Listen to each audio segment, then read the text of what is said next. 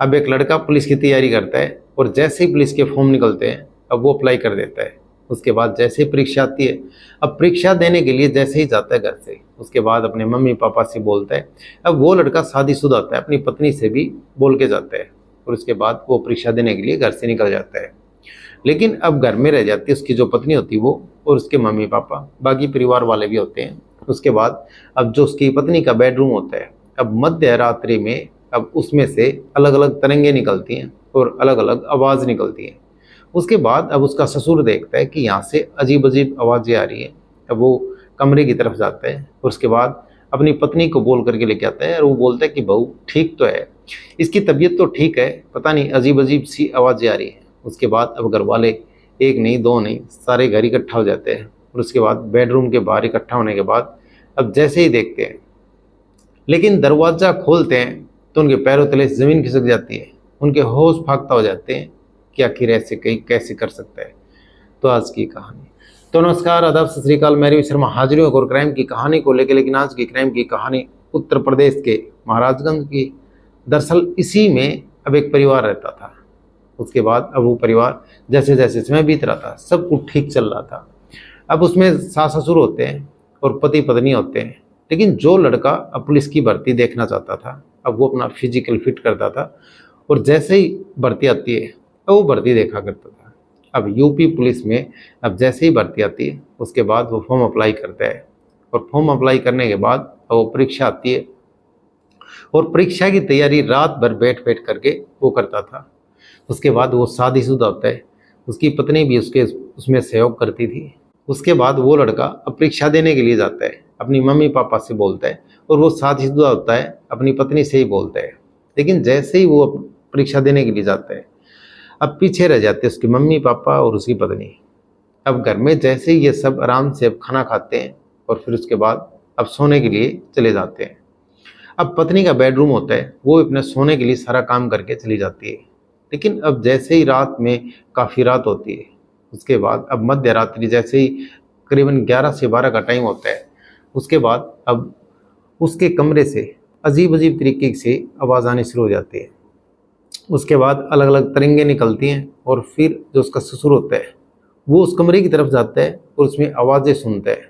फिर उसके बाद अपनी पत्नी को बोलता है कि बहू की तबीयत तो ठीक है, अब इसकी अजीब अजीब सी आवाज़ें आती हैं कमरे से, उससे एक बार जा कर के पूछो इसका स्वास्थ्य तो ठीक है।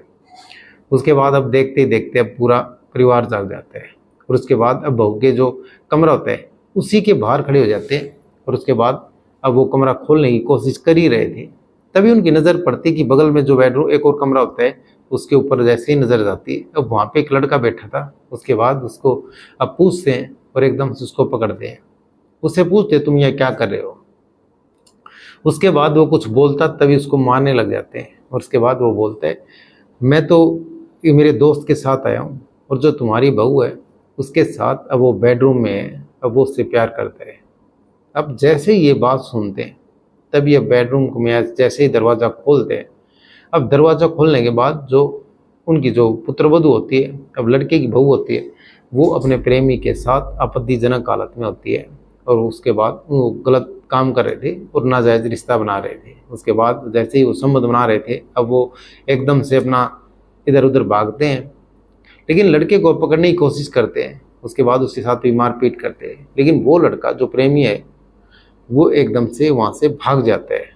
उसके बाद जो अब साथ के कमरे में बैठा हुआ था अब उसको पकड़ लेते हैं और देखते ही देखते अब ये बात वहाँ के गांव में फैल जाती है। उसके बाद अब फिर गांव के और लोग भी आ जाते हैं। उसके बाद अब उसके दोस्त को मारते हैं पीटते हैं।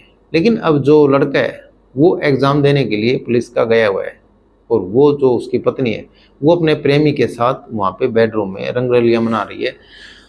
लेकिन जैसे ही वो घर से निकलता है तभी अपने प्रेमी से बातचीत करती है और उसके बाद वो फ़ोन करके कहती है कि आज मेरे पति घर पे नहीं है और तुम आ जाना। उसके बाद अब सारी प्लानिंग बनाते हैं। जो उसका प्रेमी होता है अपने दोस्त के पास फ़ोन करता है और फिर उस दोस्त को लेकर के उस घर में एंट्री करते हैं।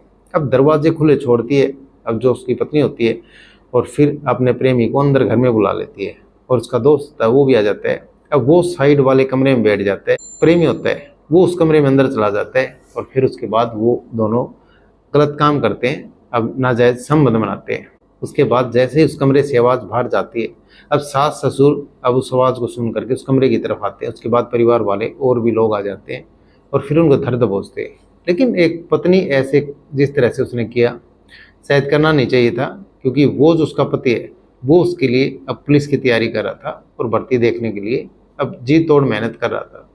उसके बाद भी उसकी पत्नी ने अब अपने प्रेमी के साथ गलत काम किया।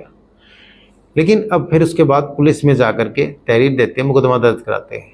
अब फिर दोनों आरोपियों को पुलिस पकड़ लेती है और आगे की कार्रवाई करती है। तो ये कहानी सुनाने का मतलब किसी का दिल दुखाना नहीं, ये कहानी सुनाने का मतलब आप सतर्क रहें, सावधान रहें। तो कैसे लगी आज की कहानी कमेंट सेक्शन में जरूर बता दें। वीडियो को लाइक कर दें, चैनल को सब्सक्राइब कर दें, बेल आइकन को प्रेस कर दें ताकि हर वीडियो का नोटिफिकेशन मिलता रहे। जय हिंद, जय भारत।